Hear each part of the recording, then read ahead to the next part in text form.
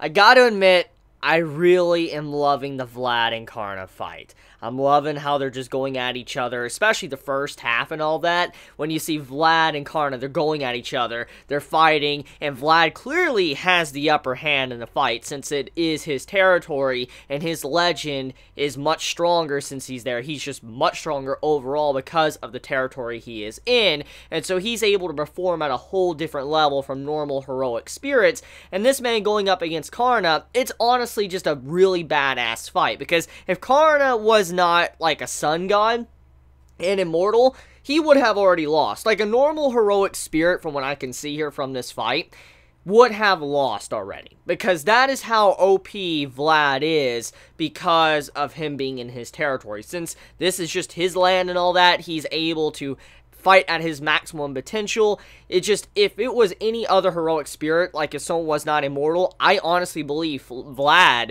would probably kick their ass. The only one I could see Vlad not destroying would probably be Gilgamesh. That's the only heroic spirit I really could see Vlad not being able to take down with relative ease. But besides that, though, really epic fight. I just love how they're going in at each other, and I really do love that little personality trait to Vlad and how he just does not like his legend. He does not like how there's a legend of him being Dracula, the origin of vampires. It's something so fascinating when it comes to his character, because it makes you really wonder, since there's been so many legends to famous figures throughout the ages, like Hercules, Achilles, you know, Vlad the Impaler, to, you know, just all sorts of other characters we have met throughout Fate, or just other characters that have never been added. It just makes you think, how would these historical figures feel about their legends? Like, if they were brought back into, you know, the real world where we're at right now, how would they feel about the legends that had been passed down? Like, how would King Arthur feel about the legends passed down about him? How would, you know, Hercules feel, Achilles feel, Chiron feel? Just all these different, you know, legends. It really makes you wonder. And seeing Vlad acting like he just does not like his legend, I'm like, this is some cool stuff, because it adds a little bit more to his character, showing that he is a proud individual, he's a great person from what we could see. There many think that he's malicious and violent or heinous, but at the same time, he was a good person for his kingdom. And Karna, clearly throughout the exchange, he was trying to, like, teach Vlad a lesson. Like, are you a king that's righteous, or are you a king that's doing stuff for, like, duty or whatever, just because you have to? It's, like, what you need to do. And so I like just the conversation between Karna and Vlad. It really adds more to Karna as a character, showing that he's trying to not necessarily belittle Vlad and put him down, but he's more along the lines of trying to give advice from what I can see. Now, I don't know much about Karna's backstory, like his overall myth and stuff. I just know he's like a sun god, he's immortal. I don't know a whole lot about him. I'm not even going to act like I do. However, I do know that most likely, from the lines from Karna, what he's saying to Vlad, it's very obvious that he's probably speaking from experience from what probably ever happened in his life, because stuff like this is done in the Fate series. Like, if you go to Fate Stay Night or Fate Zero, you have it to where heroic spirits, when they talk with each other, sometimes they talk about their life, and they try to express their mistakes. Like, they say, hey, this is the mistakes I made, don't make the same mistakes I made, or something. And this is something that has popped up in other Fate series, so I could definitely see Karna talking to Vlad, kind of talking from his own personal experience and trying to help the man out in his own way, even though they're in the middle of, like, a match between life or death. Anyways, though, besides that, let's talk about Vlad some more. So Vlad, as we know, he does not like his legend, and it's a very famous legend. Everybody has, at the very least, somewhere or another, have heard the legend of Dracula. You know about Dracula. Even if you don't know about Vlad, most likely you know about Dracula. I've discussed this before, so I'm not going to get into the nitty-gritty details. However, though, Dracula is a famous legend, and this man wants to eradicate that completely. So if he manages to get the wish, the Holy Grail and all that, and get his wish, he wants to eradicate that legend, completely separate Dracula from him. He wants that to no longer exist, and nobody knows about it, has any information about it. He just wants to remove the origin story to vampires entirely. So it's really cool what he wants and what he wants to achieve. It's something selfish, obviously, but at the same time, though, when you think about it, that overall legend does kind of tarnish his name. It does. I mean, when you're looked at someone throughout history and you're viewed as, like, some form of, like, vampire, like you're Dracula, the origin of, like, these hell spawns at night, obviously, that's something you don't probably want tied to if you were a good person in your kingdom. Many would think you're just a cold-hearted individual, and I can see why he would want that removed. It definitely does tarnish his image throughout the ages, and so I really find that fascinating.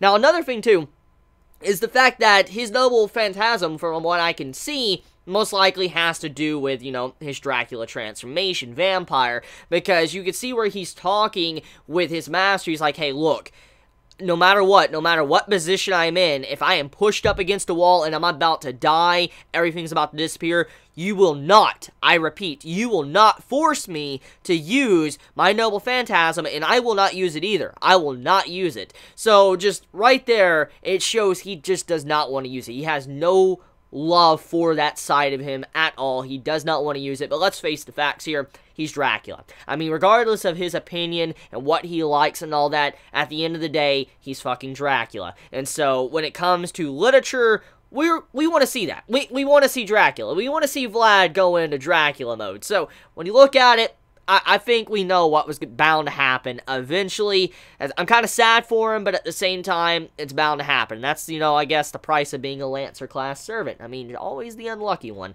So, anyways, besides that, let's talk about Karna, the final scene with Karna. So, at the end of the episode, when, you know, the Hanging Gardens of Babylon pop up and all that, I'll talk about that soon. But when the Hanging Gardens of Babylon pop up and all the servants are now into, like, one area within the Hanging Gardens, you have it where Karna's like, oh, you no longer seem to have that strength. You seem very sluggish compared to how you were on the field. And the reason for this is because Vlad is no longer on his territory, which is resulting in him having to transform. Well, he's being forced to transform. But it's because he's no longer in his territory, he no longer has, like, that status boost, basically. He doesn't have that bonus just buffing him up where he can be completely strong. He's in someone else's territory, which isn't his territory, so it's messing him up, and so he can no longer really compete with Karna at all. And I like what Karna said. He's like, hey, you know, if you really can't fight me and you're feeling bad and all that, you know, I could fight all of you. It doesn't matter to me. I'm like, oh my god, this is just crazy. I like how cocky Karna is. The man is very powerful, and we know he can back it up because, I mean, he's a sun god. He's immortal. I mean, he doesn't necessarily die that easy. So because of that, I can see why he acts that cocky. I do like that. He's like our version of Gilgamesh with a little bit toned down attitude overall, but he's like this version of Fate's Gilgamesh. But like I said, he just does not have that over-the-top attitude as Gilgamesh does. Anyways, besides that, let's talk about the scene with Spartacus, Ruler, Astaphyl, Sig, all that Mordred. So, Spartacus plays a big role in this episode, and as we know, Spartacus is the Berserker class servant. He was turned over to the enemy side, and he has now been fighting against, you know, Mordred and all of them, and he was going in, rushing in, taking a bunch of damage.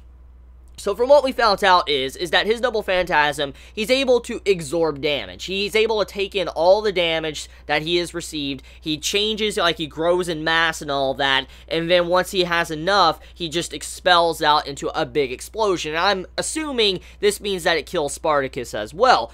Regardless, though, Spartacus's overall ability with his, you know, NP, it's nothing amazing. Like, it's crazy in terms of just power and just radius and what it did in the episode, but in just terms of being unique as an ability or something, it's not really anything like, whoa, that's crazy, because, I mean, when you think of a character that can absorb damage and then dish it back out, we've seen this constantly in other series, so the ability overall doesn't really interest me, but it was pretty strong overall for what it did. I mean, it wiped out a massive chunk of the land, he scarred the battlefield, and if it wasn't for Ruler being there protecting everything, honestly, things would have went really, really bad, because that blast was insanely large. Like, that was way bigger than Excalibur was, and that's just crazy, just seeing the way the radius of it was, when you just saw the zoom out and you just see the marks all over the ground and how Ruler was having to protect everybody and all that from getting killed. It just shows how strong the Ruler class is as well.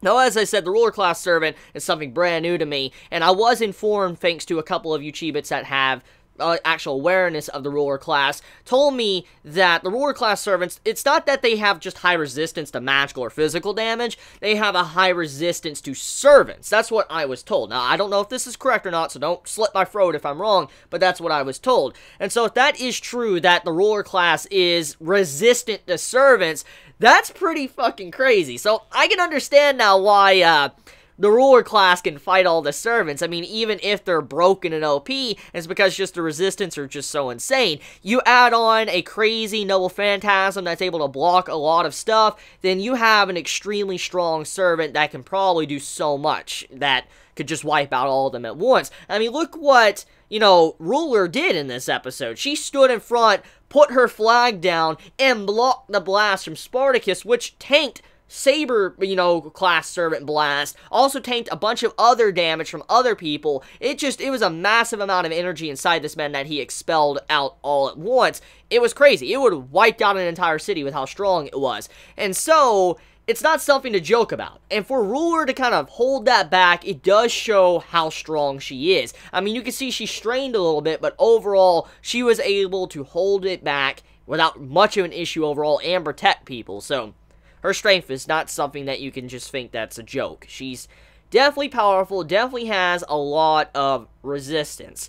So anyways, besides that, we move over into the segment with the Hanging Gardens. So, I want to quickly discuss the Hanging Gardens, because I know this is a big topic of debate. I was actually asked quite a bit yesterday. I was a little bit busy yesterday. I didn't have the time to actually review the episode, but I did watch it yesterday. And while I did watch it, many were messaging me on social media saying, Chibi, did you see, how the Hanging Gardens just appeared out of nowhere? That doesn't make any sense. And in some ways, I agree with what some said about the Hanging Gardens of Babylon, how it just appeared over, the castle and started just sucking up the Greater Grell. I understand why some are upset about that. I could see the viewpoint, but at the same time, you gotta remember what was going on in this fight. All of the servants were fighting, in which they are like the meat of the army. It really doesn't matter if like any of the homunculus and all that, or if, the golems and stuff attack, because they're fodder. They are fodder. They really don't matter in the grand scheme of things. They really can't do much at all. The main meat of the forces that can even handle or tackle the Hanging Gardens of Babylon would have to be a servant class. Now, as we remember, Astaphyl was in charge of taking down the Hanging Gardens, which couldn't really get up there because Astaphyl didn't want to use the homunculus to just take away their energy and then kill them off. So that's what resulted in this to happen in this episode. Now, many are saying, okay, Chibi, we understand why it wasn't taken down, but why did it just seem like it just suddenly snuck up? Now, that honestly could have been clarified a little bit better in terms of the episode and the way it was paced, but most likely the servants, they didn't really care too much about it because they probably were not completely aware of what it can do or what they were really after, and it just looked like a flying fortress. That's basically it, just launching now minions. And so they are probably unaware of what they were really trying to do, and they were just so preoccupied with their own fights fighting other servants, they just did not have the time to stop the Hanging Gardens of Babylon. So that's my viewpoint on that. Also, we gotta remember that, Sig and all that, they kind of freed all the homunculus, got him out of there, so we know that they weren't really there to defend the castle as well, so that was a big thing, too. So yeah, that's about it when it comes to the Hanging Gardens, and then, I think, what else is there to discuss? I'm trying to remember. I think there's something else to discuss. I talked about the Hanging Gardens, talked about Astaphyl and all that, Mordred fighting, Spartacus and all that, Spartacus, Vlad. I think I've covered everything. I actually think I have covered everything for this episode. If I have missed everything or anything, please let me know in the comments below, and forgive me. But I think I have discussed everything that was of great importance with this episode. So you all have a wonderful day or night wherever you live. Please be safe. Chibi out.